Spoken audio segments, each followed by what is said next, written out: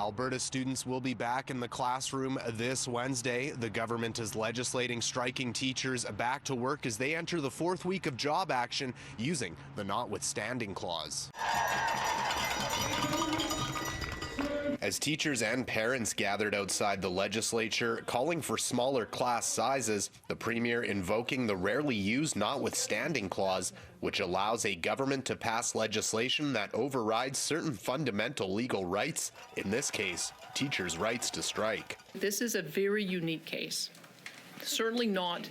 I don't think anyone should take that this would be a general application. The Premier says the move is needed because students have been out of the class for too long and a deal seemingly nowhere to be reached with the strike entering its fourth week. Bill 2 orders teachers back to work, also forcing the Alberta Teachers Association into a new collective agreement, the same one 95% of teachers voted down. That includes a 12% salary increase over 4 years, as well as hiring 3,000 more teachers and 1,500 educational assistants. Alberta's Premier also promising a task force to investigate large class sizes and extra money to school boards dealing with large classrooms, as well as more money to build schools. The issues, the province says, are difficult to deal with Alberta's rapidly growing population. The bill also prevents bargaining until August 31st, 2028. The province's finance minister says both sides will need to prove they're willing to work with each other.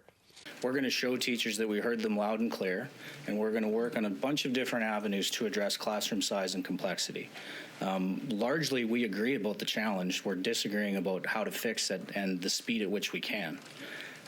When it comes to the potential for that down the road, I guess we both have something to prove to one another. But Alberta's opposition NDP leader Naheed Nenshi believes the back-to-work legislation doesn't address issues in the classroom, and the use of the notwithstanding clause should get the attention of Albertans. They will have lit a fire, not just with Labour, but with everyone who cares about human rights. The Premier often calls herself the most freedom-loving politician in Canada. And in the throne speech, we heard that she's making Alberta the freest jurisdiction in the country.